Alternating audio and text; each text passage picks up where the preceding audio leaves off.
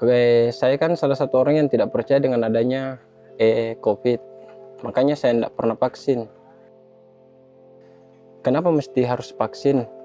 Sedangkan virusnya saya tidak percaya, kan seperti itu.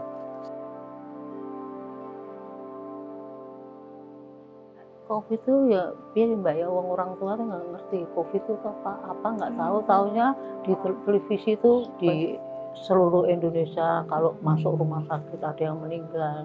Dan saya tuh takut Mbak vaksinnya.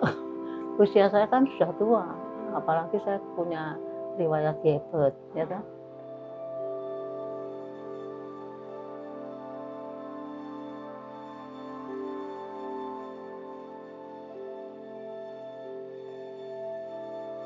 Akses komunikasi itu merupakan hal tantangannya, karena namanya kita sosialisasi itu memberikan informasi kan. Kalau yang area pedesaan mungkin di pinggiran atau mungkin di pegunung atau di agak sedikit pelosok, itu yang tadi yang salah karena sudah informasi dia mungkin sudah dapat informasinya tapi melenceng dari apa yang harusnya informasi yang benar yang didapatkan. Tantangan yang kami hadapi pada saat kami mendata siapa yang belum vaksin, itu jelas langsung dari masyarakat pada umumnya yang berusia lansia. Ya, baru kami datang, Bapak sudah vaksin, apa itu vaksin? Kamu mau tanggung jawab kalau kami sakit, kamu tanggung jawab kalau kami meninggal. Itu hal yang sering banyak kita dapatkan di lapangan. Kami sulit untuk berkomunikasi bagaimana mendapatkan hati masyarakat untuk mau vaksin. Itu kesulitan kami, pertama komunikasi, kemudian kurangnya kepercayaan masyarakat kepada kami tentang vaksin itu, karena mereka menganggap bahwa kami itu tidak berkompeten untuk menyampaikan apa itu vaksin sebenarnya, karena kami bukan dokter, seperti itu mungkin. Ya, kami selaku kader memang ditugaskan untuk mencari masyarakat untuk ikut vaksin, menggalang masyarakat supaya bisa datang ke puskesmas untuk vaksin, tapi pada saat itu masyarakatnya banyak yang enggan.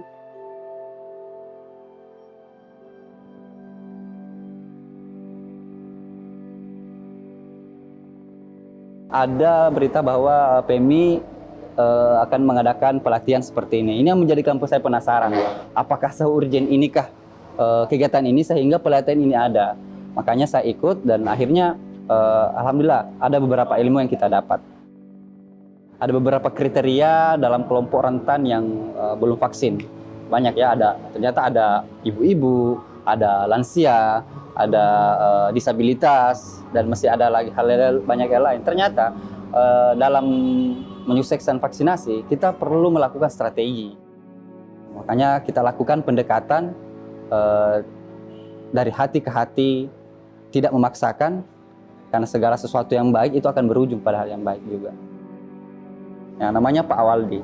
Beliau ini sangat percaya dengan teori konspirasi masalah vaksinasi COVID. Dan ternyata semenjak itu ada pendekatan, beliau mau vaksin dan katanya dia sempat cerita bahwa sempat ke PKM terdekat, puskesmas terdekat untuk melakukan vaksinasi. Awalnya saya memang kenal sama teman-teman di PMI dari organisasi. Jadi artinya sudah merasa nyaman lah berkomunikasi sama mereka. Pasca simulasi kemarin, saya cerita lepas sama teman-teman tentang masalah vaksin dengan corona. Sampai-sampai ada video yang diperlihatkan, video-video emergensi seperti itu. Ya mulailah di situ saya berpikir untuk melaksanakan vaksin.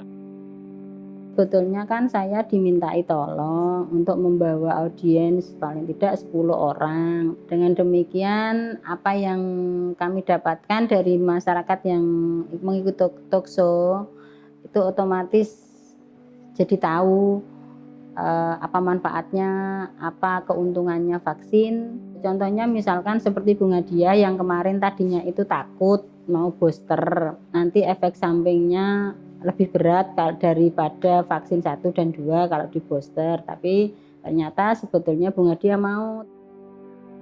Itu yang dicari Bu Fatimah ya. Yes, aku tak melu rapopo, aku tak kepengen krungu ceritane piye ya.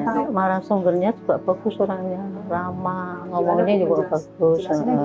Yang belum ikut booster siapa? Terus saya ngacung. narasumbernya malah lucu kok. Oh, ibu kayak Nikita Willy, kepala saya besar, masa. Kalau besok saya parani di rumah, ibu, ya oke, nggak apa-apa, saya standby di rumah. Bos tuh nggak apa-apa bu, bagus kalau buat orang tua. Akhirnya dari semua peserta itu bisa mau mengikuti vaksin dan tidak takut lagi. Ingat untuk semua relawan dan pejuang vaksinasi, vaksinasi bukan penekanan tapi pendekatan. Lakukanlah pendekatan-pendekatan yang positif ke masyarakat, buatlah mereka lebih paham terkait adanya corona agar mereka bisa melaksanakan vaksin. Nah, kesehatan itu lebih penting daripada kita mengobati ya. Harapannya ke depan pemerintah tuh, ya mudah-mudahan ada vaksin lagi. Makanya saya ingin hidup panjang gitu. Hidup panjang.